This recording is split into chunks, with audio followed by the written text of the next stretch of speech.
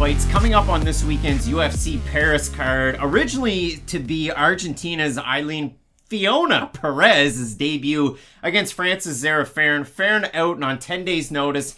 Insert Switzerland's Stephanie Egger. Looking to do the damn thing. And if you feel like you just saw Stephanie Egger fight, well, you did at the start of August. Then I'll throw it up there on the screen because Stephanie Egger, after the fight, still not happy with the fact that there was a tap, or was there a tap? I mean, did Alistair Overeem feel that tap against Stipe Miocic? I clearly felt a tap. He clearly felt it. I've done the Alistair voice twice already. I feel like you might come after us. She said, I didn't tapped, and also on the replay, you couldn't see anything. So listen, seeing is believing, and ghosts are real. And for Stephanie Egger, didn't necessarily tap. But she's going to take this fight on incredibly short notice, and we all know the judo pedigree of Egger, the Brazilian Jiu-Jitsu pedigree, the ADCC experience where she lost at the pinnacle to one Gabby Garcia, a person that I would never want to face inside the octagon or in a grappling match. Well, good news for you, Craig. USADA exists, and I don't think Gabby Garcia can make 135 or 145. Do you think I could make it?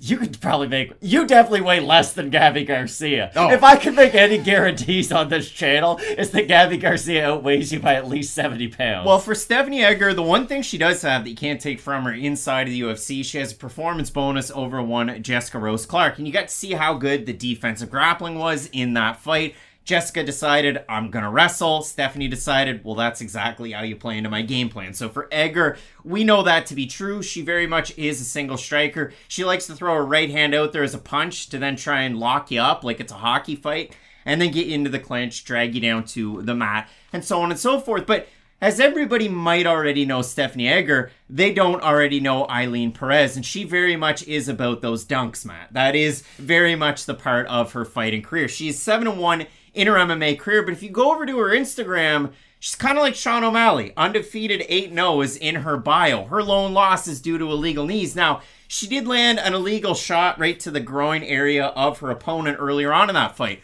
Her opponent screamed out in pain. Ailin Perez kind of gave the, why are we stopping this fight? And then as the fight goes on, she lands illegal knees as her opponent's hands her to the mat. And her opponent's like, hey, you can't do that. And the referee goes, hey, the fight's over. And Ailin Perez didn't see it. If you go back and watch that fight, Matt, this is where this video gets a little bit squirrely. Okay. I brought a prop in here. The mat is literally the foam tiles that I use in my basement to put my my workout bench down. That's what the mat is. They're fighting in a gym. Now, she is the Samurai Fight House champion over there at bantamweight. The level of competition that she's taken on throughout her pro career is very, very, very porous. 0-2, 0-1, 0-0, 0-0, 5-5, 4-1. That was the illegal knee loss.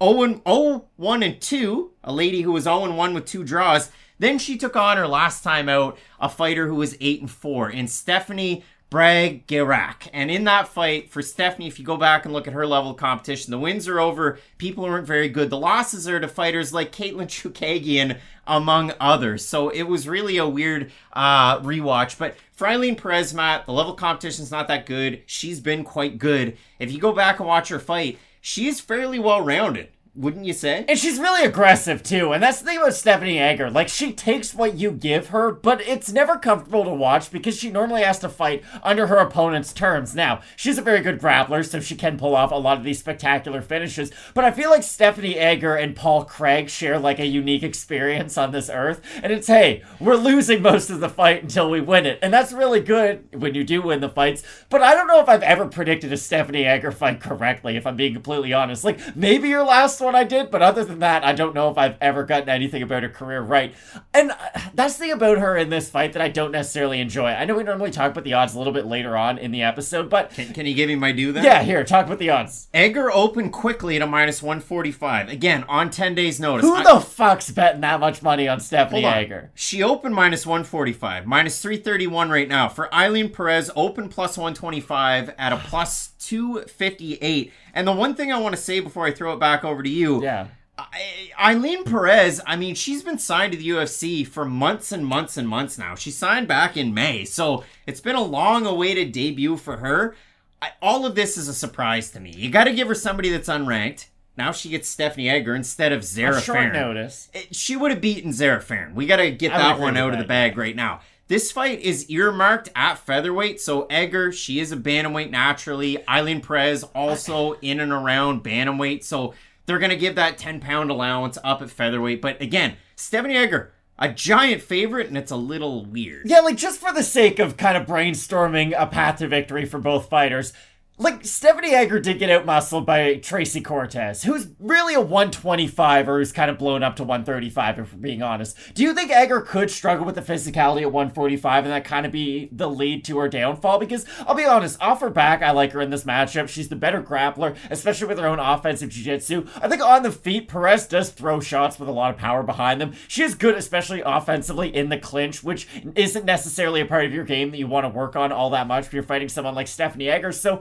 other than the fact that Perez might be able to go in there and just completely outmuscle Egger, I'm finding it difficult to figure out, okay, how does Perez go in there and have sustained levels of attack against Egger? She's a much better striker. I mean, again, if you go back and watch the tape, it's all on YouTube. I think they'll just get her into clinches, though, a lot is the big problem with that. Samurai Fight House puts every single fight out there on YouTube, so you can go back, you can rewatch every single Ailin Perez fight, but if you go back and watch, she will fight behind a jab. She throws all of her power in her right hand. She'll throw some kicks, but she likes to clinch, to take the fight down to the mat, to then try and implement ground and pound. It could be jiu-jitsu, but she very much is about trying to soften up her opponent to really pass into some favorable positions. Ailin Perez fights are a lot of fun to watch. And again, as I had mentioned, May 31st, 2022, UFC roster watch threw it out there that the UFC had signed her, and I went, what? Why? Really? Like, this is the fighter that we're going with?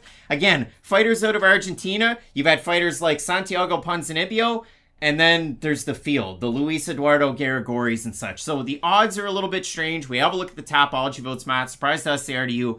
I'm going to say over under 80% Stephanie Egger. I'll say under, but who knows? I'm just thinking, like, how long is the flight from Argentina to France? Probably that'd be a tough one. Like, Perez might have some legit jet lag if she's not there 2 weeks in advance. All right, we have a look at the votes. They are under 549 total votes, 65% Egger, 50% by decision, 42% by submission, 8% think she's going to knock her out. For the 35% that have Perez, 72% by decision, and about 19% by knockout. So, Matt, the odds have Egger, the fans have Egger. Do you have Switzerland, Stephanie Egger on 10 days' notice? Well, if I pick her, she's going to lose, and if I pick against her, she's going to win. So, it's weird because I do think Perez can have success in this fight. Now, I don't think I've ever been sold on Stephanie Egger, and hey, she might come back to prove me wrong again. It's happened before. So, I'm going to ever so slightly pick Stephanie Egger, but I do not have a lot of confidence in the pick, and I don't like her for the odds whatsoever. I'm going to go with Stephanie Egger, and my reason behind all of this is Ailin Perez, she will strike. She definitely throws a lot more volume with a lot more intent than Stephanie Egger does. When it does come to the grappling positions, obviously you saw Egger just lose to Maeda Buena Silva in one of those positions. Or did you? But Myra's good. I don't know. But Maeda Buena Silva is very good and established. For Perez, I haven't seen it yet. If Perez gets a win over Stephanie Egger, it's more much needed tape study against a much higher level competition than what she's been facing down in Brazil. So for me, I do have Stephanie Egger. I think the jiu-jitsu, the judo, it can win out in this specific matchup. But we'll see what happens coming up this weekend. So both of us going with Switzerland, Stephanie Egger. Main event. You have Tai Tuivasa really looking to challenge against the former champ in Ciryl Gane. In the co-main event, former champ Robert Whittaker taking on former challenger Marvin Vettori. It's a great weekend of fights. I can't wait for it. You're going to want to keep it locked in with Fight Night Picks. We always say, let's get into it.